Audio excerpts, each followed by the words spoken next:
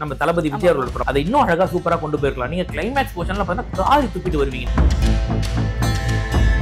படுனா கோட்னு ஒரு படம் வந்துச்சு, வேட்டைன்னு ஒரு படம் வந்துச்சு, அமரன் வந்துச்சுல. ஆமா, நான் என்ன சொல்றேன், கதைக்காக ஹீரோவை சூஸ் பண்ணுங்க, ஹீரோக்காக கதையை சூஸ் பண்ணாதீங்கன்னு சொல்றேன்.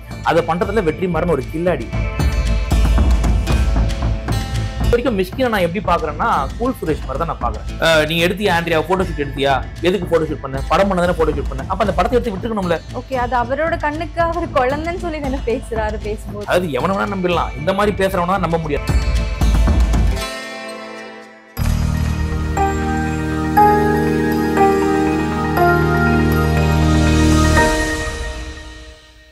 சரி, புரியுது. நீங்க காமெடி சென்ஸ்லயே அபார்ட் ஃப்ரம் காமெடி சென்ஸ் வேணாம், இப்ப அதை தாண்டி பார்க்கும்போது வந்துட்டு இப்ப நீங்களே சொல்றீங்க லவ் டுடே, லப்பர் பந்து இந்த மாதிரி மூவிஸ் எல்லாம் வந்துட்டு நல்ல மூவிஸ் வரதான் செய்யுது. அப்ப இந்த மாதிரி உள்ள டைரக்டர்ஸ் வந்துட்டு சினிமாவை காப்பாத்திட்டு தானே இருக்காங்க. நீங்க ஒரே ஒரு விஷயம், நீங்க இப்படி கேட்டதுனால நான் உங்ககிட்ட சொல்றேன். போன வருஷத்துல மட்டும் எத்தனை படங்கள் வந்திருக்கு அப்படின்னு பாத்தீங்கன்னா 2000க்கும் மேல படங்கள் வந்திருக்கு போன வருஷத்துல மட்டும். ஆனா மனசுல நின்ன மாதிரி படங்கள் எது அப்படின்னு கேட்டீங்கன்னா பெரிய பட்ஜெட் படம் தான் நம்ம மனசுல பட்டு நிக்கும். பட்டுனா கோட்னு ஒரு படம் வந்துச்சு, வேட்டைன்னு ஒரு படம் வந்துச்சு, அமரன் வந்துச்சுல. ஆமா, இதை தாண்டி எவ்வளவோ நல்ல படங்கள் வந்துச்சு. போகும் இடம் வெகு தூரம் இல்லைன்னு ஒரு படம் வந்துச்சு, பாத்தீங்களா? சூப்பர் படம். லவ் டுடே இவனோட கார்த்திக் ரங்கநாதன் படம், நல்ல படம். அதுக்கப்புறம் பாத்தீங்கன்னாக்கா இன்னும் ஒரு சில படங்கள் கூட சொல்லலாம். பைரின்னு ஒரு படம் வந்துச்சு, அந்த படமும் நல்ல படம் தான். சோ இந்த மாதிரி நிறைய நல்ல படங்கள் வரும்போது ஒரு சில படங்களை தூக்கி லிஃப்ட் பண்றாங்க, நான் இல்லைன்னு சொல்லல. ஆனா பெரும்பாலும் நீங்க பாத்தீங்கன்னா இந்த 2000 படங்கள்ல நம்ம மனசுல நின்ன படங்கள் இந்த படங்கள் கிடையாது. நல்ல ஒண்ணு படங்கள் நம்ம மனசுல நிக்கல. அப்ப எப்படி வந்து நீங்க இந்த படங்கள் இந்த டைரக்டர் எல்லாம் நம்மள தூக்கி நிறுத்தாங்க தமிழ் சினிமா எப்படி சொல்லுவீங்க நீங்க? அதாவது வாரத்துக்கு ஒரு 5 படம் வருதுன்னா ஒரு 3 படம் நல்லா இருந்தா நம்ம மனசுல நிக்கும். கண்டிப்பா தமிழ் சினிமா நல்லா தான் போயிட்டு இருக்கு. வாரத்துல 5 படம் வந்தா மாசத்துல 20-30 படம் அப்படின்னாக்கா ஒரு படம் தான் தெரியுது. அந்த ஒரு படம் தான் வருது. அப்புறம் எப்படி நமக்கு மனசுல நிக்கும் அந்த படம்? அந்த படத்தை ரீப்ளேஸ் பண்றது இன்னொரு படம். நீங்களே பாருங்க, ஒரு வாரம் 5 படம் வருது, அந்த 5 படத்தையும் நம்ம பாக்குறோம். ஒரு படம் விடாம வெள்ளிக்கிழமை ஒரு படம், வெள்ளிக்கிழமை ஈவினிங் இன்னொரு படம், சனிக்கிழமை காலையில ஒரு படம், சனிக்கிழமை ஈவினிங், சனிக்கிழமை நைட் ஷோ இன்னொரு படம். இப்படி தொடர்ந்து படத்தை பார்த்தே நம்ம வாழ்க்கை அழிஞ்சிரும் போல. அப்படி பார்த்து முடிச்சதுக்கு அப்புறம் கூட இதுல எந்த படத்தை நம்ம பார்த்தோம், இது என்ன சொல்ல வரானுங்க, எதுவுமே கிடையாது. கடைசியில பார்த்தா உங்க நேரம் தான் வீணா போயிருக்கும். அப்ப எப்படி மனசுல நிக்கும்? எப்படி இந்த டைரக்டர் தூக்கி நிறுத்துவாங்க? நல்ல டைரக்டர் இருக்காங்க, நான் இல்லைன்னு சொல்லல. லப்பர் பந்து எடுத்த தமிழ் எடுத்தா நல்ல டைரக்டர் தான், இல்லைன்னு சொல்லல. ஆனா அந்த டைரக்டர் மட்டுமே வந்து தமிழ் சினிமாவை காப்பாத்தி வரான்னு கேட்டா கிடையாது. லப்பர் பந்துவே எடுத்துட்டீங்கன்னா இப்ப ஆல்ரெடி அதுல நோன் ஆர்டிஸ்ட் தான் இருக்காங்க. அந்த ஆர்டிஸ்ட் இல்லாம வந்துட்டு புதுசா யாரோ வந்து நடிச்சிருந்தா அந்த படம் ஓடி இருக்குமா? கண்டிப்பா ஓடி இருக்கும். எப்படி சொல்றீங்க? 100% படத்துல இருக்க கண்டென்ட் தாங்க வேணும் எங்களுக்கு. படத்துல வந்து பைரின்னு ஒரு படம் பாத்தீங்களா? அந்த படத்துல இருக்க ஆர்டிஸ்ட் யாராவது நமக்கு முன்னாடி தெரிஞ்சவங்களா? எல்லாமே புதுமுகம். அந்த படம் செம்ம ஹிட். பார்ட் 2 வரப்போகுதுன்னு சொல்லியிருக்காங்க. பார்ட் 2க்கான இது ஒரு 2-3 கிளிப்பும் நமக்கு கொடுத்தாங்க படம் முடியும் போது. அந்த படம் எப்படி ஓடிச்சு, அந்த படம் எப்படி பேசப்படுது, அந்த படம் எப்படி வர்த்தக ரீதியா ரொம்ப வெற்றி அடைஞ்சது யோசிச்சு பாருங்க. ஒரு படம் வெற்றி படம். அட்டகத்தி எடுத்துக்கோங்க, நீங்க அட்டகத்தி ரஞ்சித்தோட முதல் படம் எடுத்துக்கோங்க. அந்த படம் எடுக்கும்போது எல்லாமே புதுமுகம் தான் அந்த படத்துல. எந்த படி அந்த படம் ஓடிச்சு? படத்துக்கு வெல் நோன் ஆர்டிஸ்ட் தான் வேணும்னு கிடையாது. கண்டென்ட் ஸ்டோரி சூப்பரா இருந்தா கண்டிப்பா அந்த படம் ஓடுறது. இதெல்லாம் ஒரு உதாரணம்னு சொல்றேன் நான். நீங்க பெரிய பெரிய ஹீரோவை போடும்போது என்ன ஆயிடுனா அல்டிமேட்டா உங்களுக்கு பிரஷர் வந்துருது. அப்ப என்ன இந்த பிரஷர் வந்து மக்கள் எப்படி இவரை எப்படி விரும்புறாங்க, இவரை வந்து இந்த மாதிரி கொண்டு போய் ப்ரொஜெக்ட் பண்ற நல்லா இருக்குமா? நீங்க பாருங்க, புலின்னு ஒரு படம் வந்துச்சு, நம்ம தளபதி விஜய் அவர்களோட படம். அந்த படத்துல பாத்தீங்கன்னா ஃபர்ஸ்ட் சீன்லயே வந்து ஒருத்தர் காலை பிடிச்சிட்டு விஜய் அவர்கள் உட்காந்துட்டு இருப்பாரு. நான் சங்கம்ல பாக்குறேன் அந்த படம். பார்க்கும்போது பயங்கரமான கத்துறானுங்க தியேட்டர்ல எல்லாருமே. என் தலைவன் வந்து ஒருத்தன் காலில் உட்காருவானா அப்படின்ற மாதிரி பயங்கரமா கத்துறாங்க. சோ ஒரு டைரக்டர் வந்து என்ன எடுக்கணும்னு நினைக்கிறான்னா அதுக்கப்புறம் பாத்தீங்கன்னா எந்த படத்துலயுமே வந்து எந்த ஒரு ஹீரோவையுமே குறைக்கிறது கிடையாது. ஒரு ஹீரோனா அவரை மாசா தான் காட்டணும் அப்படின்ட்டு அது கிடையாது. அந்த மாதிரி கிடையாது. அவருக்கு என்ன ரோல், அவர் என்ன பண்ணணுமோ அதை பண்ணணும். அவர் அந்த ரோல் பண்ண முடியாது, பண்ணக்கூடாதுன்னா அப்ப அவரை போடாதீங்க, வேற ஒருத்தரை போடுங்க. நான் என்ன சொல்றேன், கதைக்காக ஹீரோவை சூஸ் பண்ணுங்க, ஹீரோக்காக கதையை சூஸ் பண்ணாதீங்கன்னு சொல்றேன். சிம்பிளா சொல்லணும், அவ்வளவுதான். வேற ஒண்ணுமே. நம்ம எவ்வளவுதான் சொன்னாலுமே வந்துட்டு அந்த ப்ரொடக்ஷன் சைடுல அவங்க அதுக்கு ஒத்து வரணும் இல்ல. அதனால தமிழ் சினிமா நாசமா போயிட்டு இருக்குது. அதனாலதானே டைரக்டர்ஸ் நேமும் வந்து இதாகுது. கண்டிப்பா கண்டிப்பா என்னைக்குமே ஒரு டைரக்டரை சுதந்திரமா உன் படத்தை நீ எடு அப்படின்னு சொன்னா கண்டிப்பா அந்த படம் வெற்றி படமா அமையும். அவர் படத்துல ஹீரோவோட குறுக்கீடு, ப்ரொடியூசரோட குறுக்கீடு எல்லாம் இருந்துச்சுன்னா கண்டிப்பா அந்த படம் ஓடவே ஓடாது. ஆனாலுமே வந்து இப்போ பெரிய ஹீரோஸ் வச்சு நான் சொன்ன மாதிரி ஆல்ரெடி வந்து நிறைய லைக் கலெக்ஷன் வைஸ்ல கொடுக்குறாங்க. பட் ஆடியன்ஸுமே வந்துட்டு இந்த பெரிய ஹீரோஸ் தானே போய் பார்க்கணும்னு விரும்புறாங்க. ஏன்னா ஆடியன்ஸ்லயே வெரைட்டி ஆஃப் ஆடியன்சஸ் இருக்காங்க. எல்லாருமே ஒரே மாதிரின்னு சொல்ல முடியாதுல்ல. சோ அவங்க ஒரு சிலரை ஃபோக்கஸ் பண்ணி தானே அவங்களுமே எடுக்க முடியும். இல்ல நீங்க அதான் அந்த ட்ரெண்டை வந்து டைரக்டர் செட் பண்ணிட்டாங்க. ஒரு பெரிய ஹீரோ அப்படின்னும் போது அந்த பெரிய ஹீரோக்கான எக்ஸ்பெக்டேஷன் நமக்கு ஆட்டோமேட்டிக்கா வந்துடும். இப்ப நீங்க பாருங்க, பிப்ரவரி 6ஆம் தேதி வந்து விடாமுயற்சி வருது. கண்டிப்பா எல்லாரும் பார்ப்பாங்க அந்த படத்தை. ஒருத்தவங்க வேணா பெரிய ஹீரோ படம் நல்லா இருக்கு நல்லா இல்ல ட்ரைலர் பார்க்கும்போது தெரிஞ்சு போச்சு. எல்லாருக்கும் அந்த படம் புரியுமான்றது ஒரு பெரிய கேள்வி. பட் இனியோ படம் வந்தா தான் எப்படி இருக்குன்னு நம்ம சொல்ல முடியும். வரதுக்கு முன்னாடி நம்ம சொல்ல முடியும். ஏன்னா நிறைய படங்கள் ட்ரைலர் நல்லா இருக்காது, படம் ஹிட் ஆயிடும். ட்ரைலர் பயங்கரமா இருக்கும், உள்ள போய் பார்த்தா ஒண்ணுமே இருக்காது மொத்தமா. அந்த மாதிரி வந்து நம்ம எந்த படத்தையும் கணிக்க முடியாது. ஸோ இப்போ என்ன ஆயிடுதுனாக்கா பெரிய ஹீரோ கண்டிப்பா எல்லாரும் போய் உள்ள போய் உட்காந்து பாத்துறணும் அப்படின்னு பாத்துறாங்கன்னா அது கலெக்ஷன் ஆட்டோமேட்டிக்கா வந்துடும். அந்த படம் நல்லா இருக்கா நல்லா இல்லையான்றது ரெண்டாவது. ஸோ நீங்க என்ன பண்றீங்கன்னா கோட் எடுத்துக்கோங்க, வேட்டையன் எடுத்துக்கோங்க, எந்த ஜெயிலர் எடுத்துக்கோங்க, ஜெயிலர் 2 இப்போ வருது. ஸோ இந்த மாதிரி எந்த படம் எடுத்தாலும் அந்த படம் வந்து கலெக்ஷன் ரீதி கம்பல்சரி வந்துடும். நீ ஒரு பெரிய ஹீரோ போட்டா நீ படமே எடுக்க தேவையில்லை, சும்மா ஒரு 2 மணி நேரம் ஸ்கிரீன்ல காட்டு பாக்கிறதுக்கு வருவாங்க, பார்த்துட்டு 2-3 நாள். ஒரு படம் நல்லா தெரிஞ்சுக்கோங்க, நீங்க ஒரு லோ பட்ஜெட் படம் எடுக்கிறீங்க அப்படின்னா அந்த படம் வீக்கெண்ட் 3 நாள் ஓடினாலே போட்ட காசு எடுத்துருவாங்க. ஓகே. அதுக்கப்புறம் ஓடுறது அந்த படம் நல்லா இருந்தா ஓடும். சரி, இப்போ வந்து ஹீரோ போர்ஷன்ஸ் ஒரு சைடு வச்சிடலாம். இப்போ நீங்க பாத்துட்டீங்கன்னா இப்ப விடுதலை 1ல வந்துட்டு இப்ப வெற்றிமாறன் அவர்கள் வந்துட்டு கொஞ்சம் அரை நிர்வாணமான விஷயங்கள்லாம் வந்துட்டு உள்ள புகுத்திருப்பாரு. ஐ மீன் உள்ள இல்ல, கடைசி கொஞ்சம் இதுல. சோ இது வந்து இந்த இமோஷனலா கனெக்ட் பண்றதுக்காக இந்த மாதிரி விஷயங்கள்லாம் பண்றாங்கன்னு சொல்றாங்க. சோ அபார்ட் ஃப்ரம் இந்த பெரிய ஹீரோக்கள் அப்படிங்கும்போது இந்த மாதிரி விஷயங்கள் சரியா தோணுதா உங்களுக்கு? அது நான் சரின்னு தான் நான் சொல்றேன். நான் அது தப்புன்னு சொல்ல மாட்டேன். ஏன்னா நீங்க ஒரு விஷயம் நல்லா கேட்டுக்கோங்க, நம்ம புத்தகத்துல படிச்சிருப்போம், செவி வழியா கேட்டிருப்போம். நம்ம இதெல்லாம் கேட்கும் போது இந்த மாதிரிலாம் கொடுமைப்படுத்திருக்காங்கப்பா, ஒரு சென்டர்னு ஒன்று வச்சு அந்த மாதிரிலாம் பண்றாங்க, ஒர்க் ஷாப்னு ஒன்று வச்சு இந்த மாதிரிலாம் பண்றாங்கப்பா அப்படின்னு போது ஓகே, அது எந்த அளவுக்கு அந்த டைம்ல அவங்க கொடுமையை அனுபவிச்சாங்க அப்படின்ற அந்த எப்பவுமே வந்து பாத்தீங்கன்னா ஒரு எமோஷனலா நம்ம கனெக்ட் ஆயிட்டோம்னு வச்சுக்கோங்களேன், நம்மள மீறி அந்த படத்துக்குள்ள நம்ம போயிருவோம். அதை பண்றதுல வெற்றிமாறன் ஒரு கில்லாடி, ஓப்பனா சொல்லணும்னா அதை தான் அவர் அங்க காமிச்சிருக்காரு. ஓப்பனா சொல்லணும்னா எந்த இடத்துலயுமே அங்க வந்து வல்காரிட்டியை காட்டல, பட் அது நியூட் சீன் நமக்கு தெரியும், அந்த நியூடிட்டியை நம்ம ஃபியூல்ல நம்ம பார்க்கல நம்ம, பட் அந்த எமோஷன் நமக்குள்ள கொடுத்துட்டாரு. இந்த மாதிரி கொடுமைகளா பண்ணிருக்காங்க அந்த டைம்ல அப்படின்றத காமிச்சாரு. அது ஒரு நல்ல விஷயமா தான் பாக்குறேன். சோ பாக்குற ஆடியன்ஸ்க்கு இது வந்து இந்த அளவுக்கு எமோஷன் டெம்ப்ட் ஆகணும்னா இதை பண்ணாதான் வரும் அப்படின்றத பண்ணணும்னு சொல்றேன். அதை நான் நல்ல விஷயமா தான் நான் பாக்குறேன். ஓகே, அப்படி ஒரு இமோஷனலா கனெக்ட் பண்ணி ஒரு நல்ல ஒரு பார்ட் கொடுத்தவங்க ஏன் செகண்ட் பார்ட் கொஞ்சம் இதாச்சு? இல்ல, என்ன பொறுத்த வரைக்கும் பாத்தீங்கன்னா செகண்ட் பார்ட் அவர் என்ன எடுக்கணும்னு நினைச்சாரு அதை எடுத்திருக்காரு. ஓகே.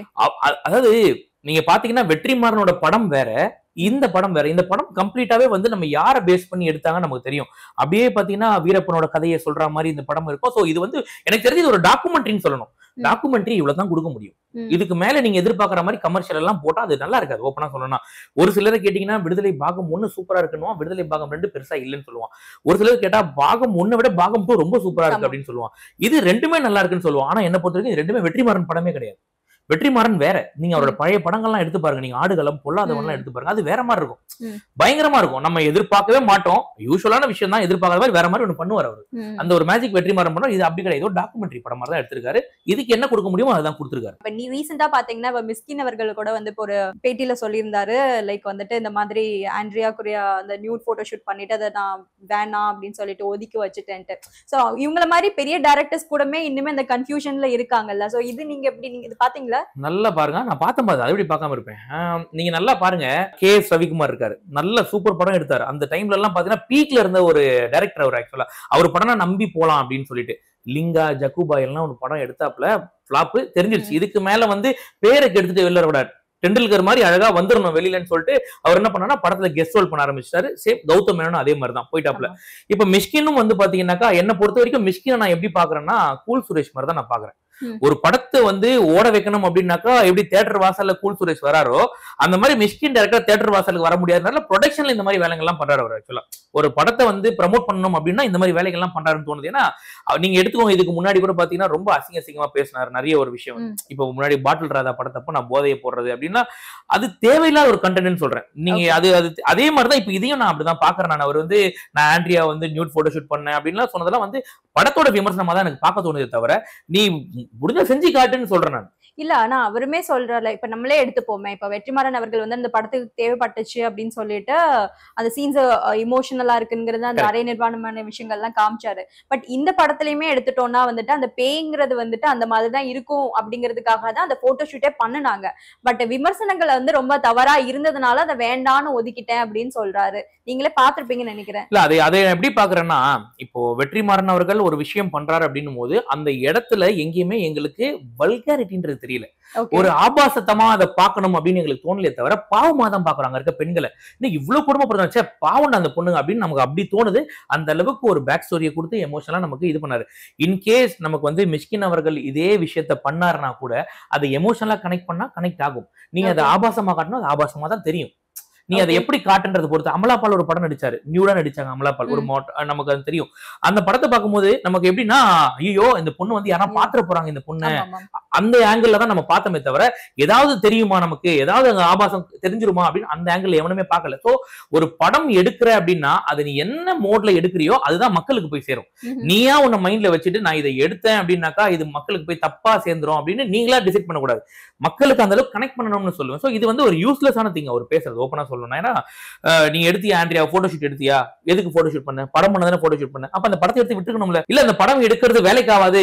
இப்ப அப்ப என்னன்னா படத்தை எடுத்து விட்டா மக்கள் ஆபாசமா பாப்பாங்கன்னா அப்ப நீ ஆபாசமா பாத்திருக்க, நீ ஆபாசமா பார்த்தாலதான் வந்து அந்த வேண்டாம் அந்த மாதிரி ஒரு கண்டென்ட்டே வேணாம்னு விட்டு போயிட்டு இருக்க, நம்ம பேர் நாரி போயிடும் அப்படின்னு சொல்லிட்டு. உன் கண்ணுக்கு ஆபாசம் தெரியும் எங்களுக்கும் தெரிஞ்சிருக்காது, அதை அப்படி எடுத்து விடுன்னு சொல்லுவேன். சோ அது மாதிரி அவர் விடாத ஒரு விஷயத்தை எடுத்து பேசுறது கூட ஒரு ப்ரமோஷனா தான் நான் பாக்குறேன், வேற ஒண்ணும் இல்ல. ஓகே, அது அவரோட கண்ணுக்கு அவர் குழந்தைன்னு சொல்லி தானே பேசுறாரு, பேசும்போது கூட அப்படிதானே பேசணும், அப்படிதானே பேசி ஆகணும். அப்படி பேசாம வேற மாதிரி பேசினா டார்லிங்க நான் வந்து நிர்வாணமா போட்டோ எடுத்தா அது தப்பா போயிடும்ல. இப்போ வந்து குழந்தைங்களுக்கு அஃபெக்ட் ஆகாத மாதிரியோ இல்ல யங்ஸ்டர்ஸ்க்கு அஃபெக்ட் ஆகாத மாதிரியோ எவ்வளவோ நல்ல படங்கள் வருது. ஐ மீன் கெட்ட நெகட்டிவ் சைட்ல எஃபெக்ட் ஆகாத மாதிரி. இப்போ நீங்க சொன்ன அந்த போகும் இடம் வெகு தூரம் இல்லை அந்த மூவி ஆகட்டும், இல்ல லப்பர் பந்து மூவி ஆகட்டும், இன்னும் நிறைய மூவிகள் வந்து உங்களுக்கே தெரிஞ்ச நிறைய மூவிகள் இருக்கு, நல்ல மூவிகள். சோ இந்த மாதிரியான மூவிகள் இப்ப லப்பர் பந்து சக்சஸ் ஆயிடுச்சு வச்சிரும். இப்போ அந்த நீங்க போகும் இடம் அந்த மூவி சொன்னீங்கல்ல, சோ இப்ப அந்த மூவி எல்லாம் வந்துட்டு ஏன் வந்து ரொம்ப பெருசா ரீச் ஆகல? சோ இதெல்லாம் வந்துட்டு மாத்தணும், இல்ல இதெல்லாம் வந்து ஒரு சக்சஸ் ஆன ஒரு மூவியா மாத்தணும்னா அதுக்கு என்ன ஒரு பேஸா நம்ம பண்ண வேண்டியது விஷயம்? அதாவது ஒரு நல்ல ஒரு படத்துக்கு ப்ராப்பரான அங்கீகாரம் கிடைக்காததுக்கான காரணம் என்னன்னு நீங்க கேக்குறீங்க, சிம்பிளா சொல்லணும். சோ என்ன பொறுத்த வரைக்கும்